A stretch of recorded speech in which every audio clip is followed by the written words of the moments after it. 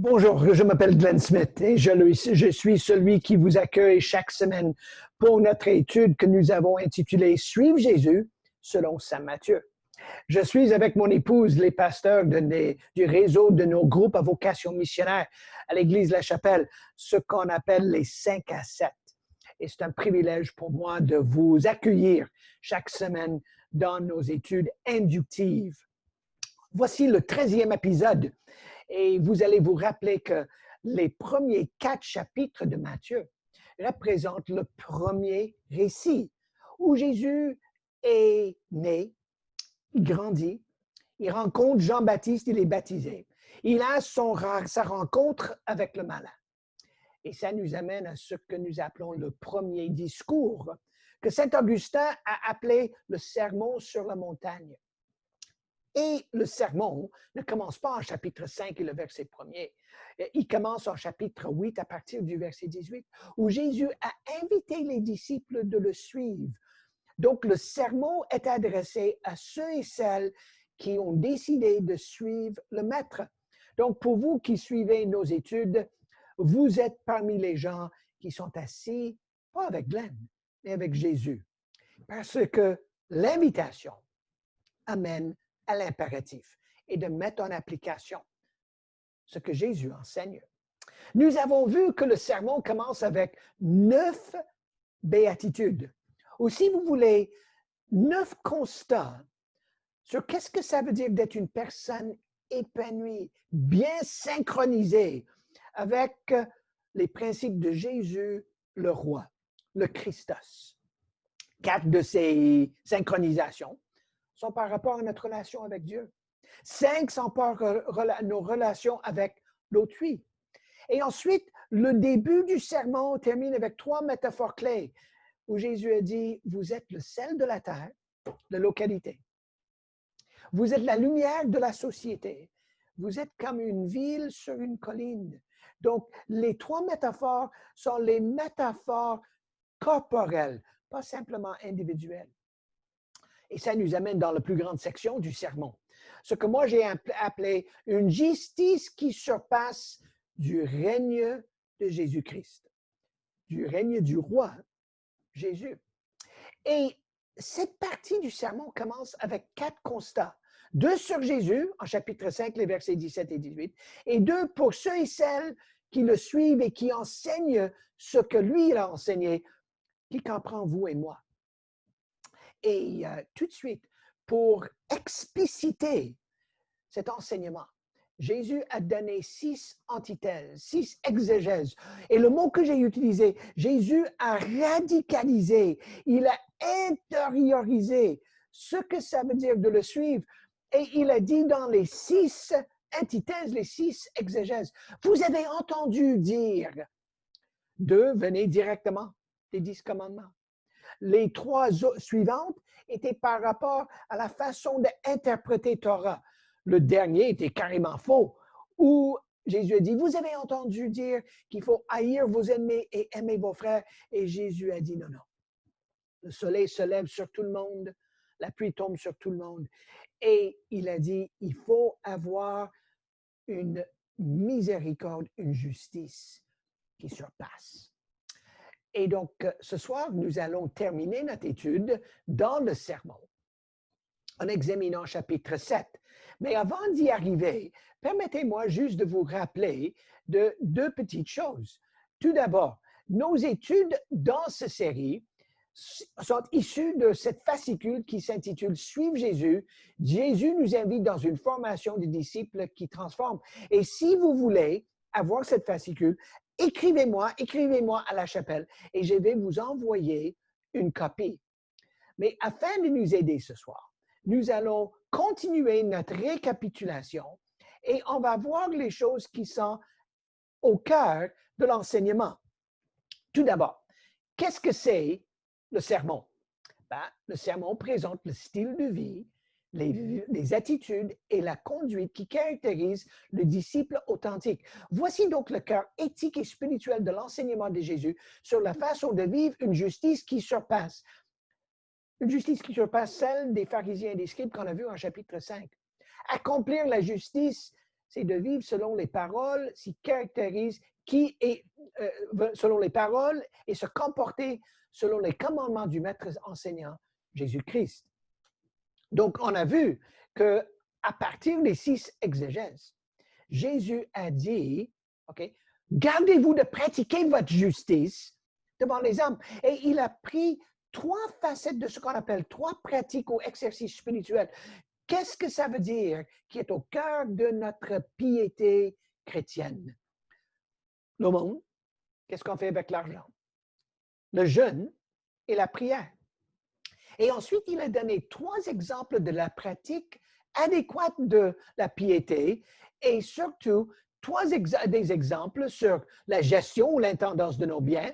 Et la dernière fois qu'on était ensemble, la nécessité de faire confiance à Dieu parce que lui, il va nous combler, surtout pour nos nécessités sur le manger, le boire, les vêtements et même notre corps. Et le mot-clé qu'il a répété 5 fois dans chapitre 6, 25 à 34, c'est de ne vous inquiétez pas. Encore, il a radicalisé son enseignement sur le royaume et il a mis sur les choses très terre à terre, mais il les a intériorisées dans la communauté. Donc, maintenant, ce soir, on arrive au chapitre 7. Et j'aimerais décortiquer le texte en le lisant avec vous. Donc, sur votre téléphone, sur votre tablette, cherchez Matthieu 7 et on va lire ensemble les versets 1 à 12. Mais tout de suite, sur le PowerPoint, vous voyez 2 mots qui sont un peu étranges. Kalal, Peret. Ça, c'était une règle d'interprétation juive. Et Jésus utilise le Kalal, Peret pour enseigner ici dans cette section. Le Kalal, c'est le principe. Et écoutez ce que Jésus a dit selon Matthieu. Ne condamnez pas les autres ou ne jugez pas les autres. OK. Comment est-ce que le chapitre 6 a commencé? Gardez-vous de pratiquer votre justice devant les hommes. Maintenant, à la fin du chapitre 6, Jésus savait il y avait une tendance parmi ses disciples de condamner les gens qui n'étaient pas comme eux. Donc Jésus dit, ne jugez pas, ne condamnez pas les autres pour ne pas être vous-même jugés. Car vous serez jugés vous-même de la manière dont vous condamnez et on vous appliquera la mesure dont vous serez servi pour mesurer les autres. Donc, ça, c'est le principe. Exercer un discernement moral, mais jamais une condamnation négative personnelle. Maintenant, il arrive pour le parat, qui est le principe spécifique. Et écoutez les versets 3 à 6. Pourquoi vois-tu le brin de paille dans l'œil de ton frère et ne remarques-tu pas le poutre qui est dans le tien? Comment oses-tu dire à ton frère, laisse-moi enlever cette paille de ton œil alors qu'il y a une poutre dans le tien? Hypocrites, un mot-clé ici dans notre texte ce soir. Comment donc par retirer le poutre de ton œil alors que tu verras assez clair pour ôter la paille dans l'œil de l'autre? Gardez-vous de donner aux chiens ce qui est sacré et ne jetez pas vos perles devant vos départs, de peur qu'ils piétinent vos perles et que les chiens ne se retournent contre vous pour vous déchirer. Donc, le principe spécifique est une hyperbole. Et l'hyperbole, c'est qu'il y a une petite miette, une petite faiblesse, un petit problème dans le vécu de ton frère. Okay, n'oubliez pas, dans la communauté des disciples, mais vous ne voyez pas les grands obstacles à la croissance dans votre propre vie. Et Jésus, dans la continuité de ce paragraphe, parce que c'est un paragraphe en soi, il dit, ne jetez pas vos condamnations aux gens, sinon ça va retourner contre vous. Maintenant, pour expliciter les choses, Jésus, maintenant, appuie le bien fondé du discernement. Et il explique dans les versets 7 à 11 comment le trouver. À partir du verset 7. Demandez et vous recevrez. Cherchez et vous trouverez. Frappez et l'on ouvrira. Car celui qui demande reçoit, et celui qui cherche trouve, et on ouvre celui qui frappe. Qui parmi vous donnera un caillot à son fils quand celui lui demande du pain? Ou bien, s'il demande un poisson, lui donnera-t-il un serpent? Si donc, tout mauvais que vous êtes, vous savez donner de bonnes choses à vos enfants, à combien plus forte raison votre Père céleste donnera-t-il de bonnes choses à ceux qui lui demandent? Et maintenant, la clé de la conclusion du sermon, verset 12. Et écoutez bien comment la règle d'or est explicitée dans les textes chrétiens, pas dans le joual québécois. Faites pour les autres tout ce que vous voudrez qu'ils fassent pour vous, car c'est là tout l'enseignement de la loi et des prophètes. Donc, qu'est-ce qui se passe dans notre texte de cette étude? Le texte commence avec la condamnation et le jugement. Et Jésus dit, ne le faites pas. Voici ce que Jésus est en train de dire, parce qu'il est facile de dire et de tomber dans le piège qui est classiquement dans notre société occidentale de tous les jours. Et ne me jugez pas, ne jugez pas les autres. S'il y a un évangile où Jésus dit juge les gens, c'est Matthieu. On le verra tantôt dans le chapitre 7, les versets 15 à 20, où Jésus dit, il y a le choix devant vous, deux discours, il faut juger. En chapitre 18, le 4e discours, nous allons entendre Jésus dire comment juger les gens qui ne pratiquaient pas le sermon sur la montagne. Et dans le texte qui est le plus clair et le plus connu dans Matthieu, à la fin du 5e discours en chapitre 24, Jésus met devant son auditoire les brebis et les boucs. Et il dit, il faut juger. Mais qu'est-ce que c'est le jugement dont Jésus parle ici? Parce que Jésus est très clair. Il n'est pas question ce soir ou dans cette étude de condamner l'autre. Pour cette raison, j'ai lu de la Bible du Sommeur, parce que le mot est très clair. Ne condamnez pas. Ne passez pas à une condamnation personnelle de l'autre, mais pratiquez un discernement moral. Voici la clé, à mon avis. Jésus dit ici, ne jugez pas l'autre d'une façon indécente. Ne jugez pas l'autre d'une façon injuste. Pour ainsi dire, Jésus dit, dans les choses de très terre à terre, dans les choses de la vie, n'ayez pas des attitudes et des pensées et des remarques qui condamnent l'autre sans avoir une introspection juste sur soi-même.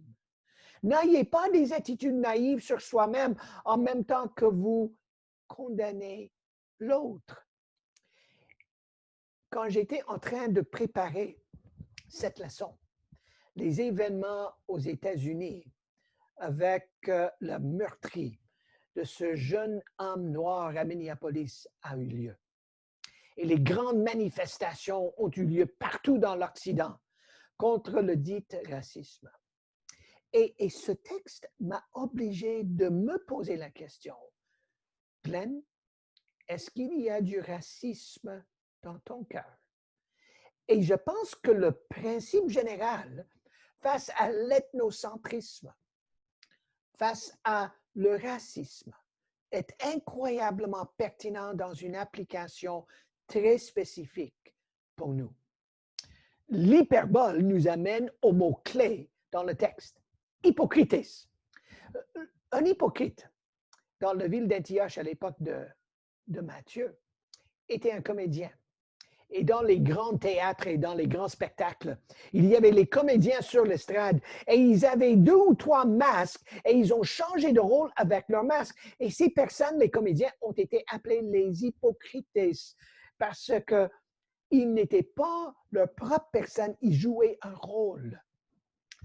Et donc, Jésus, dans l'hyperbole, dit, et vous voyez les petits problèmes dans le cœur, dans les attitudes, dans les paroles de l'autre, mais vous ne voyez pas des grands obstacles émotionnels, spirituels dans votre propre existence.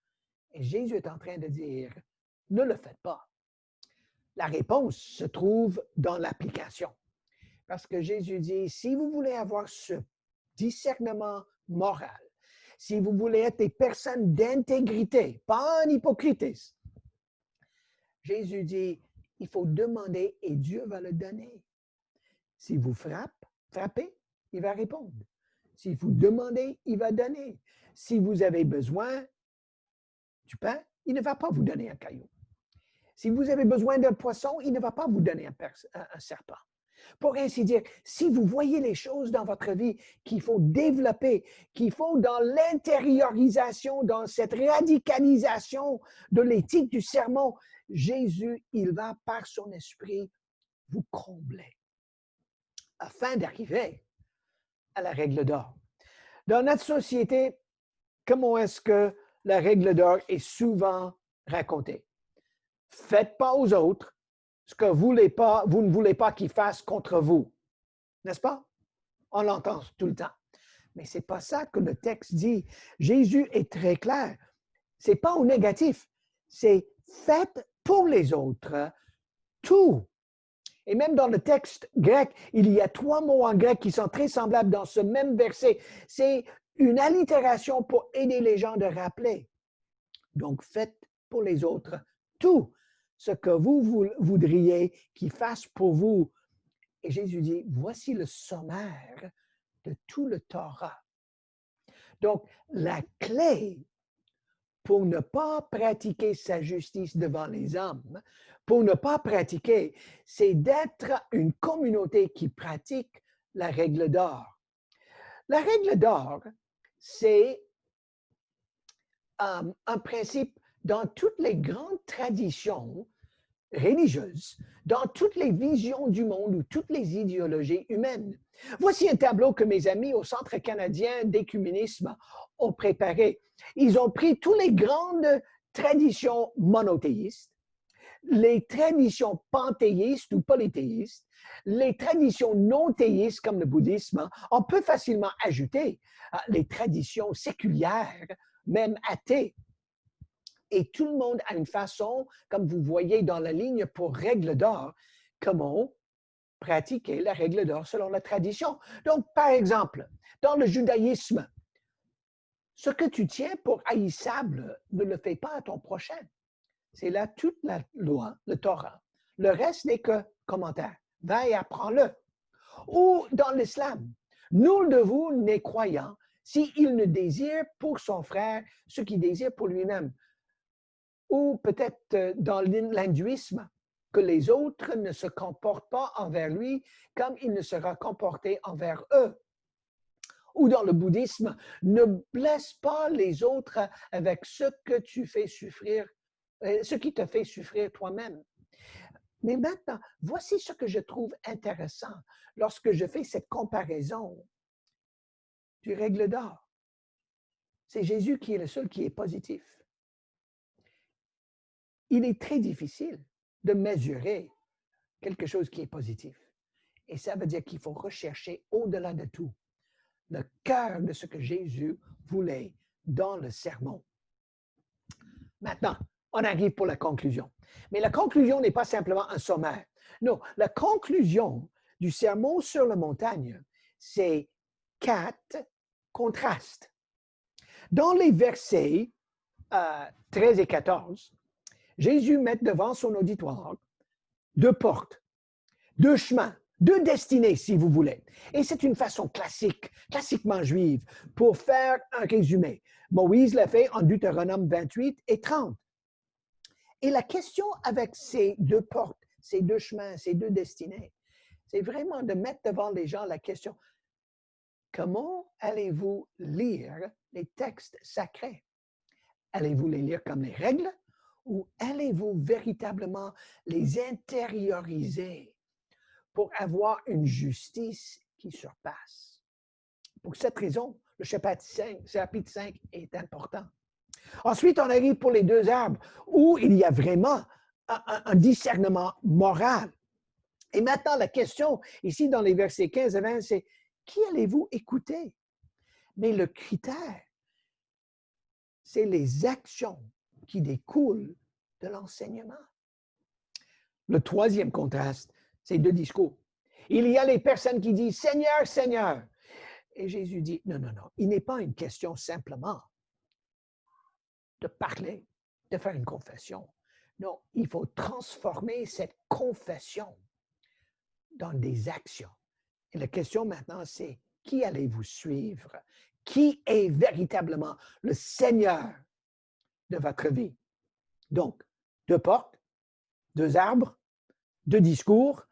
Et maintenant, on arrive pour la conclusion du sermon en chapitre 7.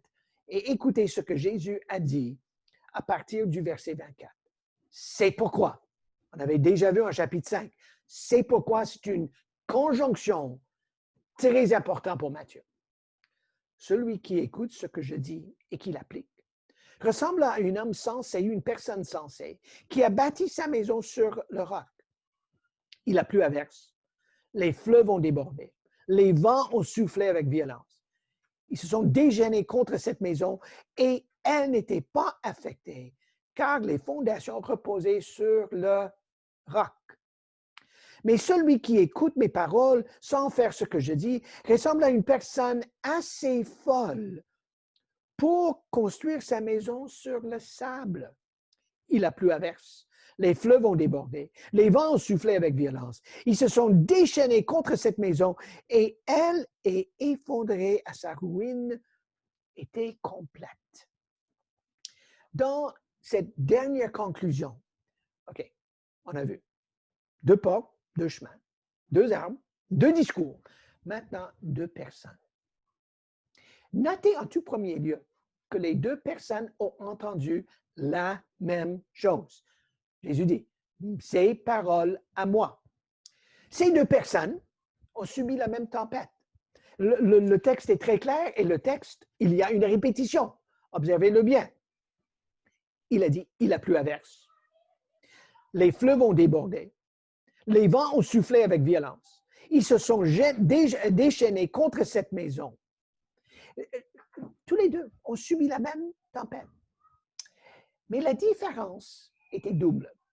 Tout d'abord, le texte met en question où allez-vous bâtir? Et deuxièmement, et même plus important, comment allez-vous bâtir?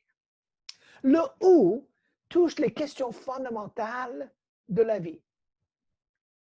Allez-vous construire là où se trouve le meilleur job? Allez-vous construire là où vous êtes séduit? Allez-vous vous construire là où il y a les amis qui, peut-être sont des bons amis, mais pas toujours avec une éthique hors pair? Combien de fois les gens sont venus me voir pour dire, « Oh Glenn, j'ai eu une offre exceptionnelle de travail. » Mais ça allait impliquer un déplacement presque chaque semaine de sa famille, beaucoup de voyagements, beaucoup de tentations séparées de son épouse ou de son époux et de la famille. Combien de personnes sont tentées de bâtir sur quoi? Les cartes de crédit, où les conditions ne sont pas évidentes et les gens en s'embarquent très facilement. Il faut toujours avoir des bons amis qui vont vous conseiller concernant le où. Je dis souvent aux gens, quand ils me parlent d'un transfert de poste ou une nouvelle position dans une compagnie, lorsque leurs enfants sont petits, devrais-je prendre le poste ou non? Et je dis, non, non, ne compromettez jamais votre vie familiale quand vos enfants sont jeunes. Même je déconseille les gens de déménager quand leurs enfants sont des adolescents. Les possibilités d'avancement vont arriver dans la vie, mais ne comprenez jamais votre vie familiale, votre vie de couple, votre vie en tant que célibataire dans des moments critiques dans votre vie, simplement parce que vous êtes attiré. Mais le où est dépendant sur le comment. Parce que les 2 personnes dans ce texte ont entendu la même chose. Jésus le dit, il a entendu ces paroles de moi. Mais quelle était la différence? La personne sensée, avisée, a entendu et a mis en application. La personne folle, insensée, n'a pas appliqué. Et Jésus dit, la clé du sermon, c'est qu'est-ce que vous allez faire avec vous, ce que vous avez entendu. Et il y a quelques années, mes amis qui étaient le propriétaire d'un poste de radio chrétien avaient développé un petit devise et le devise se lisait ainsi, juste écouter va changer votre vie. Heureusement, ils ont changé leur devise quand je les ai accusés de l'hérésie. Juste écouter ne change personne. Juste parce que vous venez aux rencontres le dimanche de la chapelle ne fait pas de vous un disciple. Juste écouter les messages, chanter les chansons ne fait de personne un disciple. Ça fait simplement quelqu'un qui écoute beaucoup. Je me souviens une autre fois, j'ai vu la publicité pour une Bible d'études. Aujourd'hui, je lis mon édition de la Bible du Semeur. Et la publicité, ce n'était pas pour la Bible du Semeur, mais pour une autre Bible d'études. Mais le petit slogan disait « La Bible qui fait les études pour vous ». C'est comme si j'avais acheté cette Bible d'études, si je l'avais ouverte, j'aurais pu enseigner immédiatement parce que c'est la Bible imprimée qui fait les études pour moi. Encore, c'est hérétique. Mes amis, la clé, c'est l'application. Et le grand défi pour nous dans la vie chrétienne, c'est que souvent nous sommes éduqués au-delà de notre niveau d'obéissance, de pratique. Nous connaissons beaucoup et en mettons en application peu. Et le sermon, dans sa conclusion, nous oblige de poser la question, qu'est-ce qu'on fait avec ce que nous avons entendu, avec ce que nous avons appris? Et il me semble que dans la conjoncture de l'été de 2020, c'est encore de prendre nos attitudes envers l'autre. Je me souviens d'avoir entendu un missionnaire qui était hollandaise. Corrie ten Boom était son nom. Sa famille néerlandaise a gardé les Juifs chez elle pendant la Deuxième Guerre mondiale. Et elle a été très persécutée, même envoyée par train dans les camps de concentration en Pologne. Elle a échappé. Elle n'était pas tuée, mais ses parents et ses sœurs ont été tués. Après, elle a vécu sa conversion spirituelle et elle est devenue un grand enseignant avec le mouvement Jeunesse en mission. Et un jour, elle a raconté qu'elle était dans un grand rassemblement et un homme l'a approché et elle l'a reconnu. Il était un soldat allemand dans le camp de concentration, là où elle était. Et l'homme est venu le voir pour s'excuser publiquement pour ce qu'il a fait contre les Néerlandais et surtout les Juifs. Et à ce moment-là, Madame Corrie ten Boom avait que la haine pour ce monsieur. Et elle a dû attendre quelques instants avant de lui parler. Et elle a dit, j'ai découvert qu'il y a un petit nazi en moi. Et il est pour cette raison que je vous demande la question. Est-ce que vous pratiquez une condamnation envers l'autre qui est différent que vous? Est-ce que vous le jugez pour son comportement, sa façon de parler, ses pratiques, sans avoir une introspection juste et spirituelle sur vous-même? Et notre texte ce soir nous invite de ne jamais juger l'autre, de pratiquer un discernement moral, mais en même temps, d'avoir une introspection juste, pas naïve, sur soi-même. Et en même temps, le texte nous invite de regarder ces 4 conclusions et de décider, je veux pratiquer ce que j'ai entendu. Je veux être une personne d'intégrité. Que le Seigneur vous garde. À la semaine prochaine.